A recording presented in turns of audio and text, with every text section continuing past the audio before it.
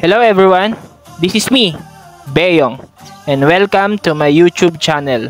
And now, I will show you my cruise ship adventure on the largest cruise ship here in Asia. Yes, tama kayo nang narinig. Ito yung pinakamalaking cruise ship dito sa Asia. At ito ang Spectrum of the Seas and the Royal Caribbean. At nga pala, 5 araw ako tumambay dito. Mula Singapore, Malaysia, Thailand, and going to Singapore. Ano, ready na ba kayo? Kaya tara, samahan nyo akong libutin ang Spectrum of the Seas. At alam nyo ba, ang cruise ship ay tinatawag ding floating restaurants, mall, and hotel? Bakit? Simply because nandun kayo sa dagat. And marami rin dito silang mga bigating brands ng mga bags, relo, watches, accessories na pwede nyong mabili. And piece of advice, bumili kayo pag last day or last 2 days bago kayo mag-disembark. Bakit? Because they offer 20% to 50% discounts. Saan ka ba? Di ba? And kung gusto mo naman ng souvenir ng Spectrum of the Seas, pumunta ka dito sa The Shop. Marami kang makikita dito mga souvenirs, mga damit, cups, bags, and even yung souvenir nilang maliit na barko ng Spectrum of the Seas at iba't ibang barko ng Royal Caribbean. So makikita nyo dito may mga stop toys sila. Meron din sila ditong long sleeve na may tatak na Spectrum of the Seas sa likod. Black and white. Ang ganda, di ba? Pero di ako nakabili niyan. And pinapangako sa sarili ko na babalik ako dito at bibili ako niyan. Manifesting yarn. Di naman masama mangarap. Ang gaganda kasi ng mga souvenirs nila dito, di ba? Tingnan nyo naman yung mga tumbler. Ang ganda ng design at quality. May black and may blue. Kung lilibutin nyo lang itong The Shops, ang laki rin na itong shop na to. Nakikita nyo yung mga miniature. Mini na nga, miniature pa. Pero at least ang ganda niya. Mayroong mga loot bags. Ayan, yung long sleeve na black na may tatak na Spectrum of the Seas. Isipin nyo na lang, suot-suot nyo yan pagbaba nyo. Astig.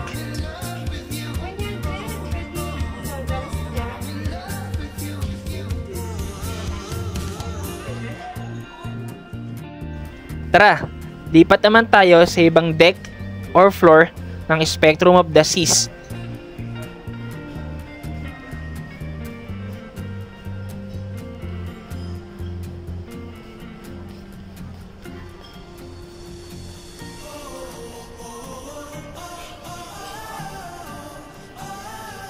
Ang ganda ng ambience, di ba? Pang international. Ayan, kung makikita nyo, meron dyang restaurants. And makikita nyo dito sa baba, ito yung fine dining nila. And every night, andyan kami na mga kasama ko. Diyan kami kumakain ng dinner with reservation.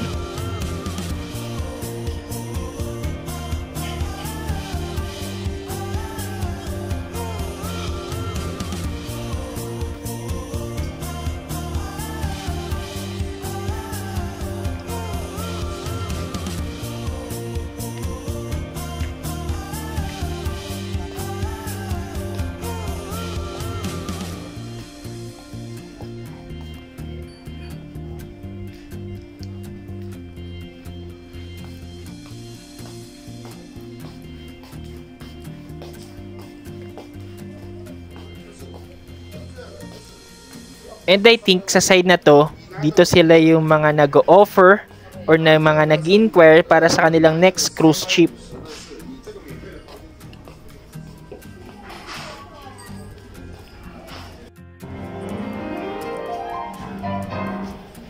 Punta naman tayo dito sa deck 5 ng Spectrum of the Seas. Makikita nyo dito yung mga decks. We have deck 1 to deck 16. And ano nga ba yung makikita natin sa deck 5?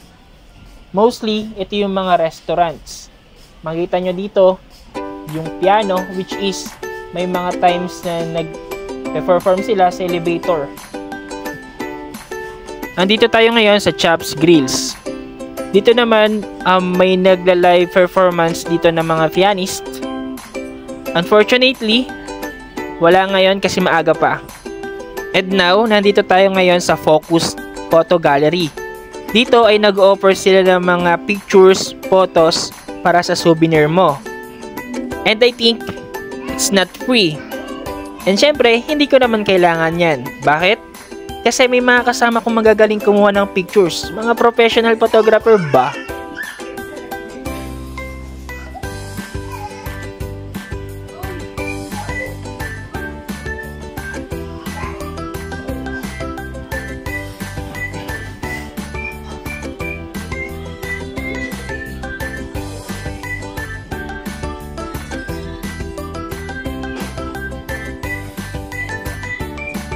And kung gusto nyo naman mag-chill, pero sila ditong ino-offer na mga drinks.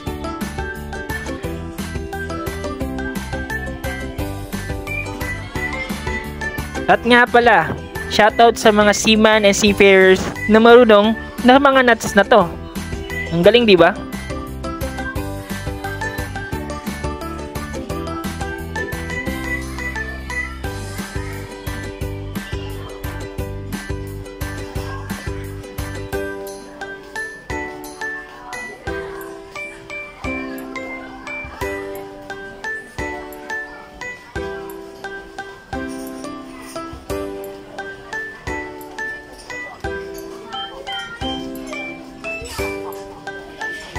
And now, we are here at Izumi Japan Cuisine. Tingnan nyo naman, yung display pa lang nila ang sasarap na.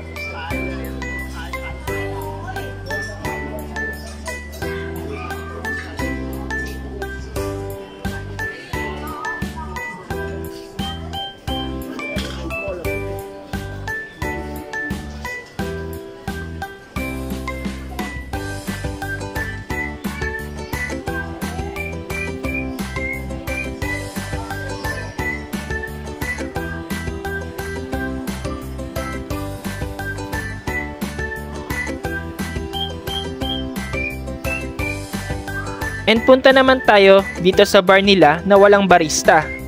Yes, walang barista na tao, kundi robot. Tingnan nyo naman, meron dito dalawang robot na magiging barista nyo once umorder kayo dito ng mga drinks. Dito ay o-order kayo gamit ang iPad na to. Pipili lang kayo ng drinks dyan. Once na okay na, gagawin na ng baristang robot nyo. Ang galing, di ba? Nakita nyo sa video na to, gumagawa na siya ng kung ano mang drinks na umorder.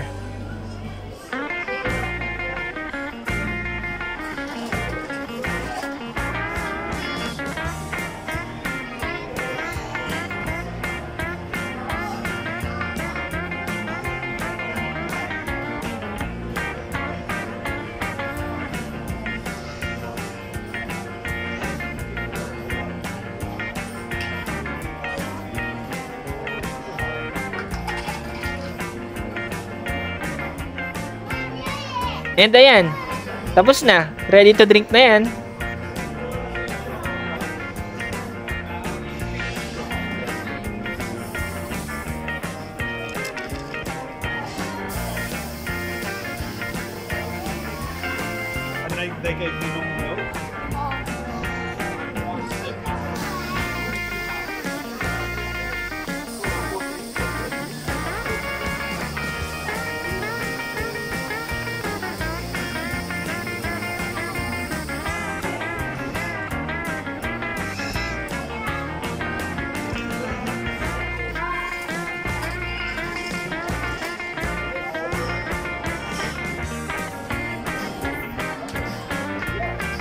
At ito nga pala yung view ng malapitan. Makita nyo dyan iba't ibang klase ng mga drinks or alcohols na meron sila.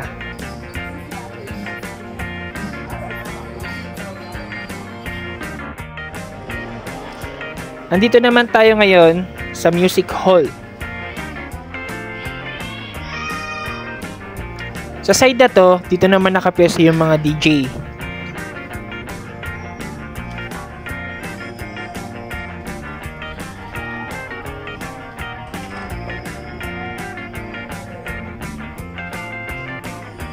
Unfortunately, guys, sarado pa siya.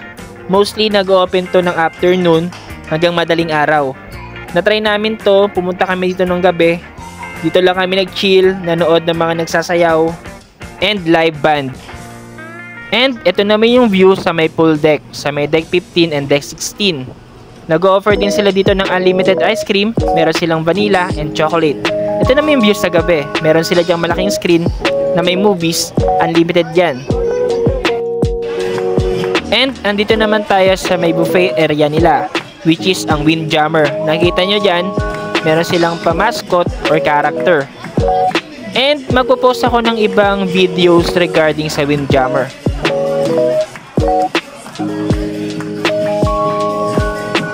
And they offer different cuisines. Meron sila ditong Asian, Middle East, American, Italian, Indian, at marami pang iba. Ito naman yung view sa harapan ng barko. Nandito tayo ngayon sa solarium. Dito pwede ka mag-chill, ang tahimik lang ng ambience, talaga makakapagpahinga ka. Meron ditong pool at jacuzzi. At sa paglalakad ko, may nakita ko ditong isang game. At hindi ko naman alam kung paano siya laruin. Tinry ko lang. But I think, once na yung pato mo, pumunta dun sa mga numbers, maybe mananalo ka kung pataasan or may target kayong score. Hindi ko alam eh. Please comment naman kung alam nyo. Basta ang alam ko, this is me, this is you, this is we.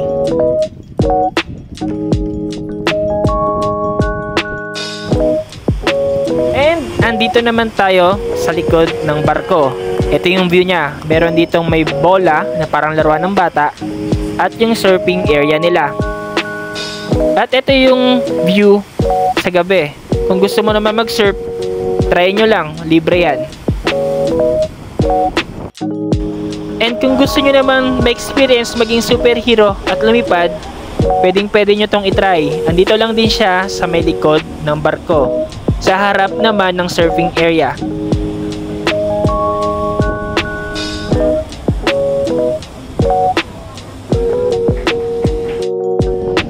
And ito nga pala yung sinasabi kong bola na parang laruan ng bata. Unfortunately, sarado siya. Katabi lang to ng surfing area nila. I think ito yung tatalong ka lang na mataas with harness. And makikita nyo dito sa kami papunta, I think Malaysia or Thailand na.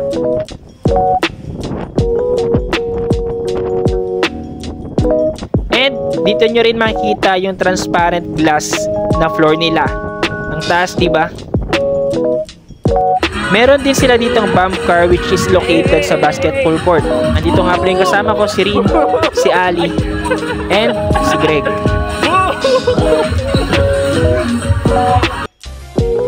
And syempre, naglaro din ako sa basketball court nila. Syempre, bihira lang to makapaglaro sa loob ng barko. Pero syempre, hinay-hinay lang. Bawal manakit. And sa side ng basketball court, meron din silang table tennis, archery, and games for the kids. Meron din silang mga events every night. Meron dito yung mga 80s dance, 90s, and silent disco. Shoutout nga din pala sa mga kasama ko sa barko. Si Irina, si Alaysa, and si Greg. They are the effectors sa live theater nila. I will post another video sa kanilang performance. Kaya stay tuned, subscribe my channel, and wait for other videos. Maraming salamat!